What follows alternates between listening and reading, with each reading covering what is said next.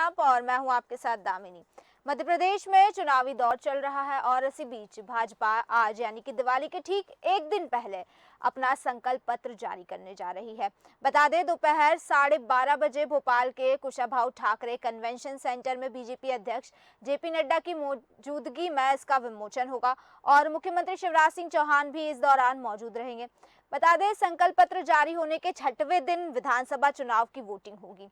तो यहाँ सबसे बड़ा सवाल तो यही उठता है कि आखिर भाजपा ने संकल्प पत्र जारी करने के लिए दिवाली से ठीक एक दिन पहले का वक्त क्यों तय किया, क्यों भाजपा के संकल्प पत्र जारी होने में इतनी देर का समय लगा और आखिर क्या कुछ खास होने वाला है भाजपा के संकल्प पत्र में, किन किन चीजों के क्या क्या वादे मिल सकते हैं जनता को, किस तरह के तोहफे मिल सकते हैं दिवाली पर भाजपा की तरफ से। तो इन तमाम चीजों पर हम चर्चा करेंगे और चर्चा के लिए हमारे साथ मंजरी जैन जी जुड़ चुकी है, भाजपा प्रवक्ता। मंजरी जी, बहुत बहुत स्वागत है आपका देश न्यूज में। जी नमस्ते। तो मंजरी जी, जिस तरह से आज भाजपा अपना संकल्प पत्र जारी करने वाली है, तो क्या संभावनाएं हो सकती है कि संकल्प पत्र में क्या क्या चीजें खास होने की संभावनाएं हैं?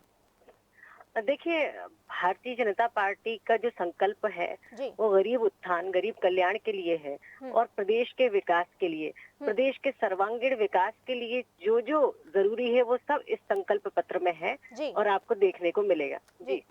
तो मैं जानना चाहती हूँ मंजरी जी कि इनमें अलग अलग वर्गों के लिए क्या क्या चीज़ें खास हो सकती है। जैसे अगर हम सबसे पहले युवाओं की बात करें तो हाल फिलहाल में देखा गया है कि युवाओं को काफ़ी नाराज़गी है, क्योंकि जो भर्ती परीक्षाओं में धांधली हुई है उसको लेकर युवा नाराज़ है। तो ऐसा क्या ला सकती है भाजपा युवाओं की नाराज़गी दूर करने के लिए, और क्या कुछ खास हो सकता है युवा वर्ग के लिए और स्टूडेंट वर्ग के लिए?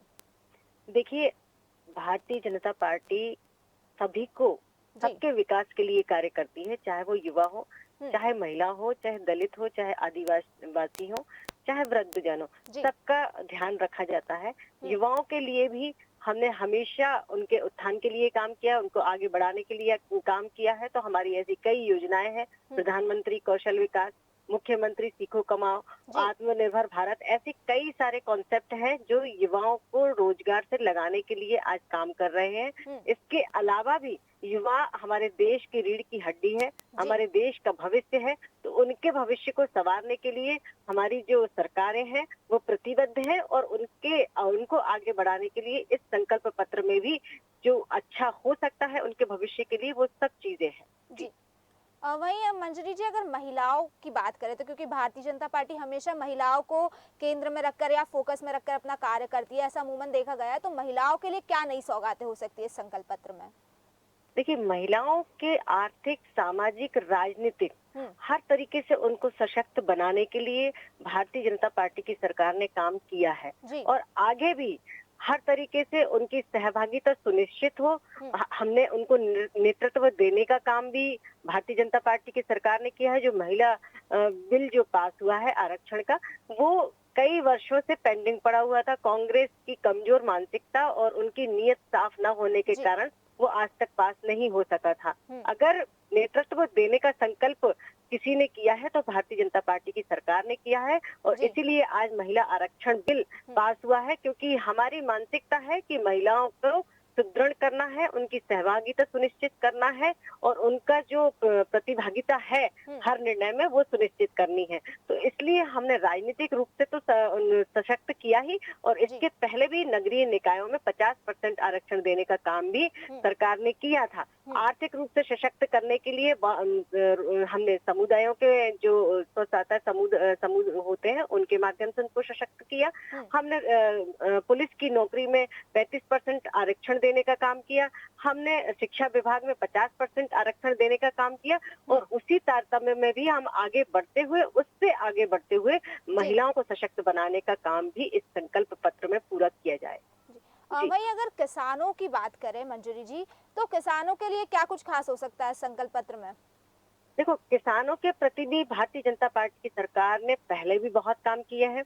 चाहे उनकी सिंचाई क्षमता बढ़ाने की बात हो, 7.5 लाख हेक्टेयर से हम 43 लाख हेक्टेयर सिंचित कर चुके हैं भूमि को और 65 लाख हेक्टेयर सिंचित करने की प्लानिंग है और आगे हम उससे बढ़ रहे हैं। हमने किसान को कृषि का फायदा, खेती को फायदे का धंधा बनाने के लिए भी हमने 0% ब्याज पर उनको कर्ज देने का काम किया। आगे भी हम इससे बढ़कर सम्मान निधि तो हम 12,000 दे ही रहे हैं प्रतिवर्ष, और खाद भी समय पर उनको मुहैया कराई जाती है। इससे आगे बढ़कर अत्याधुनिक खेती में हम और अच्छा क्या कर सकते हैं, जैविक खेती की तरफ हम कैसे बढ़ सकते हैं, और किसानों को और अधिक सबल बनाने के लिए क्या अच्छा किया जा सकता है, वो सब इस संकल्प पत्र में जोड़ा गया है। मंजरी जी, एक और चीज जानना चाहूंगी, जैसे काफी दिनों से बीजेपी के संकल्प पत्र पर सबकी नजर टिकी हुई थी, सबको इंतजार था बीजेपी के संकल्प पत्र पे, और इसी बीच कांग्रेस की तरफ से कई सारे आरोप लगाए गए। ये कहा गया कि भाजपा संकल्प पत्र जारी करने में इसलिए देरी करी है ताकि वो कांग्रेस का संकल्प पत्र कॉपी करके शब्दों का हेरफेर करके अपना संकल्प पत्र जारी कर दे। मैं चाहूंगी इस पर आप अपनी टिप्पणी दीजिए, इस पे क्या कहना चाहेंगे आप? देखिए, कांग्रेस के पास कोई मुद्दा नहीं है, कोई विजन नहीं है, ना ही देश के लिए, ना ही प्रदेश के लिए, ना ही युवाओं के लिए, ना ही महिलाओं के लिए। वो सिर्फ वोट बैंक की राजनीति करती आई है। आज तक गरीब उत्थान के लिए उन्होंने कोई काम नहीं किया, महिला उत्थान के लिए उन्होंने कोई काम नहीं किया। और उनका जो वचन पत्र है, पिछले 2018 के चुनाव में जो 900 उन्होंने वचन किए थे, वो उसमें से उन्होंने 9 वचन भी पूरे नहीं किए। हमें उनके वचन, उन्होंने जब कुछ किया ही नहीं, तो उनके संकल्प पत्र या घोषणा पत्र से हमें कुछ लेना देना नहीं है। हमारा जो काम है, जो हमने काम किया है, विकास का कार्य किया है, गरीब कल्याण का कार्य किया है, सर्वस्पर्शी जो भाजपा की जो नीति रही है, अंत्योदय के उत्थान की जो बात कही है हमने उसे पूरी तरह करके दिखाया है। अगर हम देश की बात करें तो देश में हमने जो जो एजेंडे लेकर भारतीय जनता पार्टी का उदय हुआ था, वो हमने सारे संकल्प पूरे किए हैं, और आने वाले समय में भी हम सारे संकल्प पूरे करेंगे। कांग्रेस का घोषणा पत्र झूठा भ्रम फैलाने वाला है, झूठ बोलती आई है कांग्रेस। उनके घोषणा पत्र को हमें कॉपी करने की जरूरत नहीं है, उनके घोषणा पत्र में ऐसा कुछ विशेष है भी नहीं। जी। वही मंजरी जी, एक और चीज जानना चाहूंगी, ये सवाल सबके मन में उठ रहा है कि आखिर क्यों दिवाली से ठीक एक दिन पहले का समय तय किया गया संकल्प पत्र जारी करने के लिए, क्योंकि काफी समय से सबकी नजरें थी संकल्प पत्र पर, तो इतनी देरी क्यों हुई और क्यों आज ही का दिन तय किया गया? देखिए, संकल्प पत्र पहले आए या बाद में आए, उससे कुछ फर्क नहीं पड़ता है।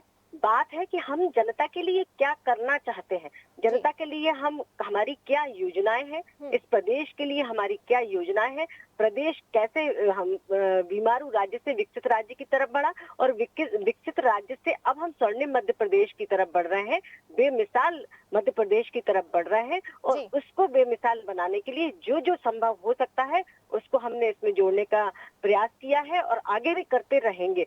तो उसमें आगे या पीछे आने से कोई मतलब नहीं है, देर हुई या जल्दी आया उससे कुछ लेना देना नहीं है। जनता के काम होना चाहिए, जनता का विकास होना चाहिए, गरीब का उत्थान होना चाहिए, मध्य प्रदेश का विकास होना चाहिए, उसको लेकर ये संकल्प पत्र आ रहा है। और निश्चित तौर पर ये देश की और प्रदेश की जनता के लिए मील का पत्थर साबित होगा। हमारा जो मध्य प्रदेश है उसके विकास के लिए ये मील का पत्थर साबित होगा। जी। वही मंजरी जी, एक आखिरी सवाल आपसे जानना चाहूंगी कि जिस तरह से आज भाजपा का संकल्प पत्र जारी होने वाला है, इस दौरान जो केंद्रीय मंत्री जेपी नड्डा वो खुद भी मौजूद रहने वाले हैं, उनकी मौजूदगी में इसका विमोचन होगा, तो क्या बड़ी सौगातें मिल सकती है जनता को? बिल्कुल, जो बड़ी सौगातें मैं आपको बता चुकी हूँ कि जनता के विकास के लिए, जनता के उत्थान के लिए, हर वर्ग के उत्थान के लिए, गरीब कल्याण की जितनी अच्छी से अच्छी योजनाएं हो सकती हैं। अभी तक जो योजनाएं चल रही थी उससे तो गरीबों का उत्थान हुआ है, और उसी की बदौलत है कि आज हम 1.36 करोड़ लोगों को गरीबी रेखा से ऊपर लेकर आए हैं। और आने वाले समय में हमारे मध्य प्रदेश में गरीब ना रहे और हमारा मध्य प्रदेश देश का सबसे बेमिसाल मध्य प्रदेश बने, ऐसी इसमें सारी संभावनाएं हैं, सारे वचन हैं, सारे संकल्प हैं, जैसे आज जेपी नड्डा जी की मौजूदगी में हम उसका सबके सामने पेश करेंगे। बहुत बहुत शुक्रिया आपका मंजरी जी, हमारे साथ इस चर्चा में जुड़ने के लिए और हमें तमाम जानकारी देने के लिए। तो जिस तरह से आपने मंजरी जी को सुना और आपने जाना कि क्या क्या संभावनाएं हो सकती है भारतीय जनता पार्टी के संकल्प पत्र में, क्योंकि आज जेपी नड्डा की मौजूदगी में इसका विमोचन होने वाला है। वहीं इस पर और अधिक जानकारी के लिए हमारे साथ राजनीतिक विश्लेषक कल्पना शर्मा जी जुड़ चुकी है। कल्पना शर्मा जी, बहुत बहुत स्वागत है आपका देश न्यूज में।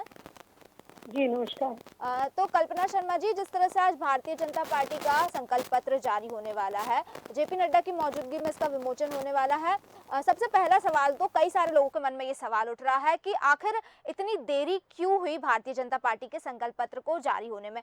तो मैं आपसे जानना चाहती हूँ कि आखिर भारतीय जनता पार्टी की इसके पीछे क्या रणनीति होती है, क्यों हो सकती है, मतलब क्यों सिर्फ दिवाली के ठीक एक दिन पहले इसका संकल्प पत्र जारी किया जा रहा है, और क्यों इतनी देर की गई संकल्प पत्र जारी करने में, क्या रणनीति हो सकती है इसकी पीछे? देखिए, सबसे बड़ी बात तो ये थी कि बीजेपी बहुत अच्छे से जानती थी कि क्योंकि कांग्रेस ने अपना वचन पत्र जो था वो जारी, गारंटी जो पत्र था वो जारी कर दिया था अक्टूबर के लास्ट में ही। तो कहीं ना कहीं बीजेपी ये जानती थी कि हमारे पास एक अच्छा समय है और एक सही समय का इंतजार कर रही थी बीजेपी, क्योंकि ऐसी बहुत सारी घोषणाएं थी जो इसमें अभी नहीं थी, जो जिसको लेकर के यूथ अभी इंतजार में है, और कि बीजेपी ऐसी कौन सी स्कीम्स लेकर के आएगी जिसके तहत उनको लाभ होने वाला है।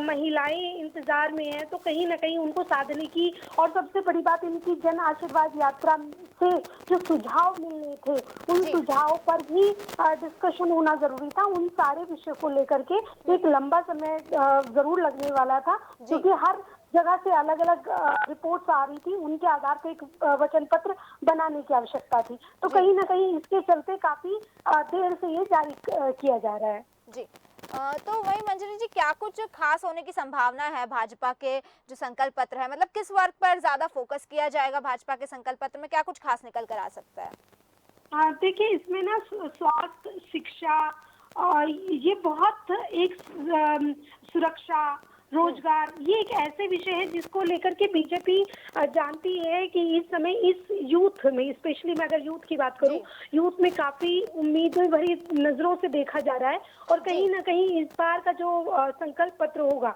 उसमें इसको साधने की जरूरत, क्योंकि देखिए मध्य प्रदेश की अगर मैं बात करूं तो 22 लाख वोटर ऐसे ही हैं जो फर्स्ट टाइम वोट करने जा रहे हैं, तो उसको लेकर के जरूर ध्यान रखने की आवश्यकता थी, जिसको लेकर मुझे ऐसा लगता है कि कुछ ना कुछ एक परिवार और एक परिवार में से किसी एक को रोजगार देने की, ऐसी कुछ योजनाओं को लाने की तैयारी की जा रही है। तो ये काफी एक चैलेंजिंग है बीजेपी के लिए, और साथ में जनता के लिए एक उम्मीद भरी नजर रहेगी। स्वास्थ्य की अगर मैं बात करूं, स्वास्थ्य को लेकर आज भी भले ही आयुष्मान कार्ड हो या अन्य स्कीम्स हो जिसके तहत इलाज मुफ्त दिया जा रहा है, लेकिन कहीं ना कहीं उसमें कुछ खामियां हैं जिसको लेकर के जरूर लोगों ने अपनी शिकायत दर्ज कराई थी। तो उसको कैसे इम्प्रूव किया जाएगा, इसको लेकर भी बात की जा सकती है।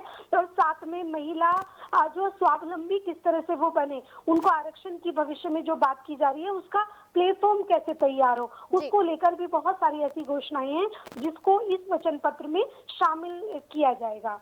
और एक बहुत बड़ी बात अगर मैं आपसे कहूं तो मुझे ऐसा लगता है कि इस बार का जो वचन पत्र है वो युवाओं के साथ साथ, देखिए महिलाओं, अगर मैं बुजुर्ग की बात करूं, मिडिल जो फैमिली है कहीं ना कहीं उसको बीजेपी, कांग्रेस ने अभी तक उस पर ध्यान नहीं दिया, पर बीजेपी ये जानती है कि इस समय मिडिल फैमिली की, क्योंकि वो नाराज है काफी वोटर बीजेपी की कुछ स्कीम से, तो कहीं ना कहीं उनको साधने के लिए जरूर इसमें कुछ ना कुछ लाने की संभावनाएं दिखाई दे रही है। वहीं अगर कांग्रेस से कंपेयर करके बात करें हम, बीजेपी के जो संकल्प पत्र आज जारी आने लगा, कांग्रेस अपना संकल्प पत्र पहले ही, वचन घोषणा पत्र पहले ही जारी कर चुकी है, बीजेपी आज जारी करने वाली। कांग्रेस ने इस पर लेकर कई तरह के आरोप भी लगाए थे कि बीजेपी उनका घोषणा पत्र कॉपी कर लेगी, इस वजह से बीजेपी का घोषणा पत्र जारी करने में देरी हो रही है। हालांकि इनमें कितनी सच्चाई है ये तो देखना होगा, लेकिन मैं आपसे ये जानना चाहती हूँ कि कांग्रेस से कितना अलग हो सकता है भारतीय जनता पार्टी का घोषणा पत्र, और क्या क्या चीजें अलग हो सकती है, क्योंकि जिस तरह से तो महिलाओं पर, किसानों पर कांग्रेस ने भी फोकस किया, तो क्या हो सकता है भारतीय जनता पार्टी के घोषणा पत्र में अलग? देखिए, मैं आपसे एक चीज कहूं कि दोनों में एक सबसे जो बेसिक अंतर है कि सत्ता पक्ष में बैठी पार्टी जब कोई घोषणाएं करती है तो कहीं ना कहीं जनता उस और इस नजर से देखती है कि ये घोषणा पत्र जो लेकर आ रही है वो कहीं ना कहीं इम्प्लीमेंट करने में उसमें टाइम नहीं लगने वाला है। तो एक सबसे बेसिक तो अंतर ये होता है। दूसरा, एक जो अब तक की पृष्ठभूमि में जितना भी निकल के सामने आया वो एक बहुत बड़ी विषय ये था कि जिन योजनाओं को, पिछली बार अगर किसान कर्ज माफी की मैं बात करूं तो उसको लेकर के बीजेपी ने जिस तरह से कांग्रेस को घेरा कि उन्होंने कहा जरूर कि हम जिस दिन सत्ता में आएंगे उसी दिन से लागू कर देंगे, लेकिन उसके चलते चलते वो चीजें उस तरह से इम्प्लीमेंट नहीं हो पाई थी। तो वो कहीं ना कहीं एक विषय था कि कर्ज माफी इस बार उस तरह से भले कांग्रेस ने उठाने की कोशिश की, लेकिन वो उस लेवल पर सामने नहीं आ पाया। वहीं ऐसे बहुत सारे, जैसे धान खरीदी को लेकर कांग्रेस ने अपना जो वचन पत्र में जिस तरह से बात की, गारंटी 101 गारंटी जो जिस तरह से कांग्रेस ने अपनी जारी की, तो उसमें ये चीजें रखी गई हैं। तो उसका ही तोड़ बीजेपी निकालने वाली है और उसको लेकर देखिए बहुत अच्छा एक समय देखा गया कि जिसके बाद कांग्रेस कुछ नई स्कीम्स लेकर जनता के बीच ना आ सके, क्योंकि अब देखिए गिना चुना काउंटडाउन स्टार्ट है, मुश्किल से 1 हफ्ते का समय बचा है जिसमें वोटिंग होनी बाकी है। तो ऐसे में समय उचित था, वो जानती है कि किस तरह से इस 1 हफ्ते को कैश किया जाए, क्योंकि लास्ट का जो मोमेंट होता है ना वो सबसे ज्यादा वैल्यूबल होता है जब जनता के बीच हर व्यक्ति अपनी रीच करने की आवश्यकता करता है, हर कैंडिडेट पहुंचता है अपनी योजनाओं को लेकर। तो मुझे ऐसा लगता है कि कहीं ना कहीं उस रणनीति के तहत कि लास्ट मोमेंट पे इसको जारी करें ताकि 1 हफ्ते का जो बूम हो वो जनता तक हम किस तरह से पहुंचा सके। जी वहीं मैं एक और चीज जानना चाहती हूँ कल्पना शर्मा जी, जिस तरह से भारतीय जनता पार्टी आज अपना वचन पत्र जारी करने वाली है, कांग्रेस पहले ही जारी कर चुकी है, भारतीय जनता पार्टी के वचन पत्र जारी करने के बाद इसका इम्पैक्ट क्या होने वाला है? देखिए इम्पैक्ट तो देखिए जनता अपना एक तरह से देखा जाए तो मूड बना चुकी होती है, लेकिन कहीं ना कहीं जैसे देखिए अभी आप लाडली बहना की अगर मैं बात करूं तो उसका इम्पैक्ट जो कुछ दिन पहले जिस तरह से बीजेपी पिछड़ती नजर आ रही थी सर्वे में, उस लाडली बहना का इतना ज्यादा असर हुआ कि आज वो सर्वे में इक्वल मतलब सिमिलर प्लेटफॉर्म पे खड़ी है। तो ये एक बहुत बड़ा इम्पैक्ट होता है कि जनता के बीच आप जो मैसेज देने की बात कर रहे हो, जिस तरह से अपनी घोषणाएं लेकर आ रहे हो या जो विजन आपने तय किया है, यदि वो जनता उसको कैच कर ले, समझ ले, तो मुझे ऐसा लगता है ये बहुत मायने रखता है कि जिन घोषणाओं के दम पर देखिए, चाहे मैं 500 रुपए की सिलेंडर की कर्नाटक या पुरानी पेंशन लाने की बात करूं, राजस्थान आपके हिमाचल प्रदेश में जिस तरह से कांग्रेस ने कम बैक किया, आपके कर्नाटक में कम बैक किया, तो बहुत सारी ऐसी स्कीम्स है जिसको लेकर के जनता लास्ट मोमेंट पे जिसमें घोषणा पत्र जारी होता है या जो पार्टी अपना विजन लेकर आती है वो जनता के बीच रखती है, तो उससे जरूर फर्क पड़ता है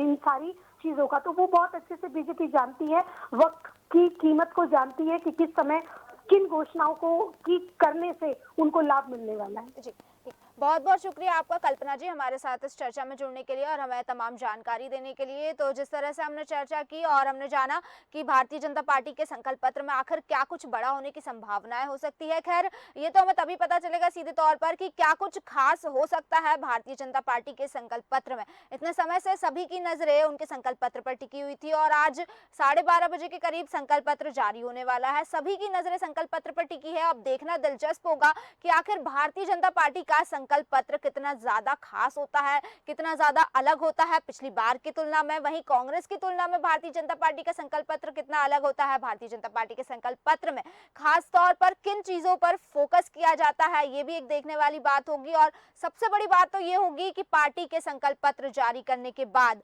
आखिर कैसी खलबली मचती है, सियासी गलियारों में क्या हलचल होती है और किस तरह की प्रतिक्रिया सामने निकल कर आती है। फिलहाल के लिए बस इतना ही, बने रहिए देश न्यूज के साथ। नमस्कार।